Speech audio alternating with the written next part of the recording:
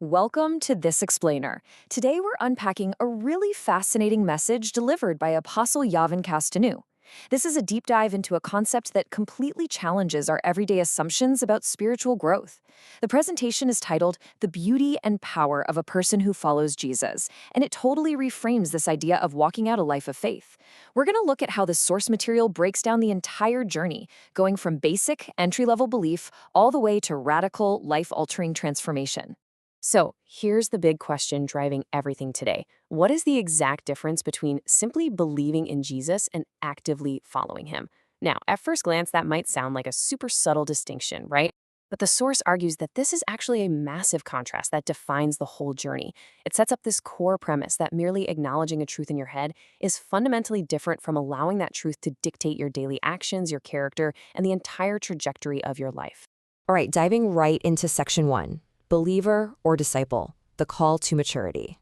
The source illustrates this shift by comparing the believer to a spiritual baby. When you just believe, you're experiencing a spiritual birth, which is great, but if you stop there, you remain a fragile infant. You seek comfort, you cry when things don't go your way, and you're just highly vulnerable. On the flip side, we have the disciple. A disciple is someone who actually grows up.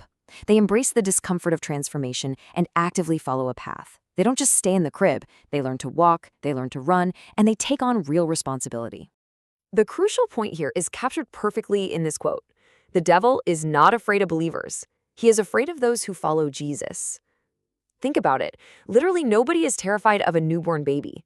The speaker points out that the enemy really doesn't mind if you just sit in a building on a Sunday and hold a set of beliefs in your head. What he is absolutely terrified of, though, is your transformation into an established, mature image of Christ who actually disrupts the status quo out in the real world. Moving on to section 2, the trap of independence, the danger of isolation. Castellano uses this incredibly vivid, honestly kind of funny analogy here. He says, you can't tell Jesus, I like your head, but your body is ugly. It just totally highlights the absolute absurdity of claiming to love God while simultaneously despising his church, which is, of course, referred to as his body. We live in this era where people want a personal, highly isolated spirituality. They want the leader, sure, but absolutely not the messy, complicated family that comes with him. But the source makes it crystal clear. True discipleship simply cannot happen in a vacuum. And this brings us to a fascinating look at the Greek word diablos, the root for the devil, which literally translates to slanderer or calumniator. The speaker makes a hard-hitting point here.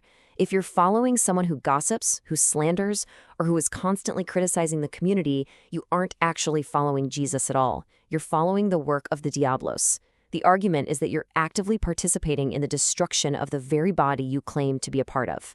Which leads us to a pretty sobering reality check. Nobody becomes bad by accident. We become exactly what we follow. If you have an isolated, rebellious, or hypercritical attitude, the source argues that it didn't just magically appear out of nowhere. You inherited it from the wrong influences. Somewhere along the line, you started following a culture of independence rather than a culture of submission and growth. We are always tracking behind someone or something. The real question is, who? Okay, section 3, the price of change, embracing the cross. Listen, discomfort is absolutely mandatory for growth. Just as an athlete doesn't win gold medals by sleeping in until noon, right? They lose sleep, they face strict discipline, they push through the pain.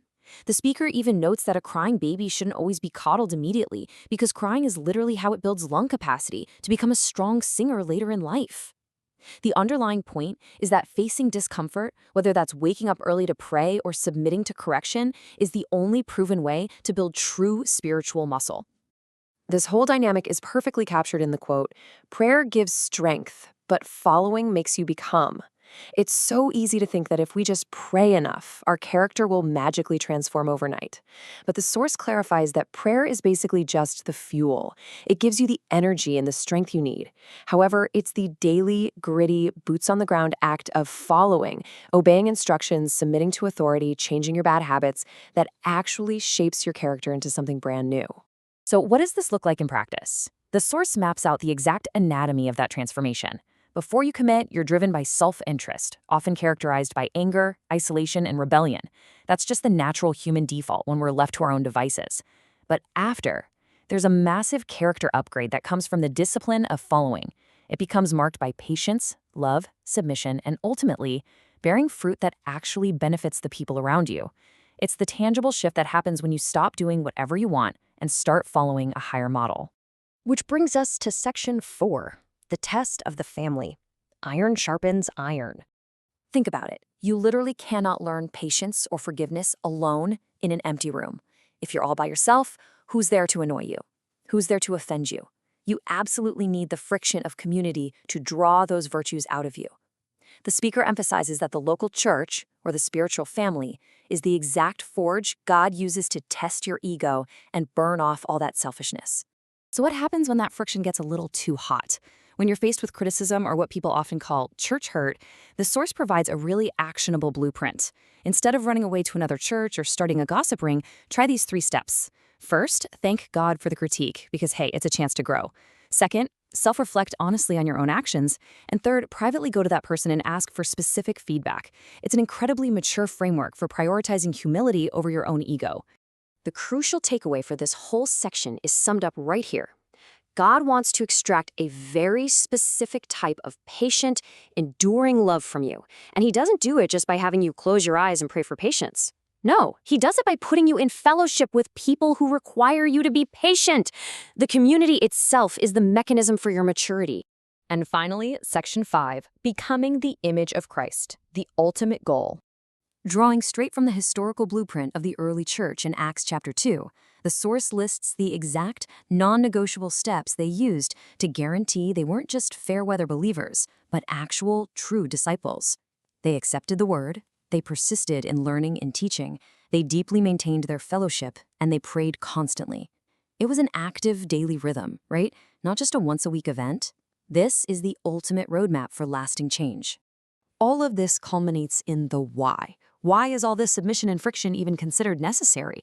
Well, according to the source, the ultimate prize isn't just a golden ticket to heaven. The real prize is that you become a walking, breathing demonstration of God's character. You get to reveal divine patience, joy, and peace to a broken world that desperately needs to see it in a human form. You literally become the living proof of what you follow. I want to leave you with one final provocative thought to chew on today. Are you ready to lose your ego, lose your comfort, and abandon that isolated way of living in order to actually find your true purpose? Becoming a disciple costs you your independence, for sure, but it gains you a radically transformed life.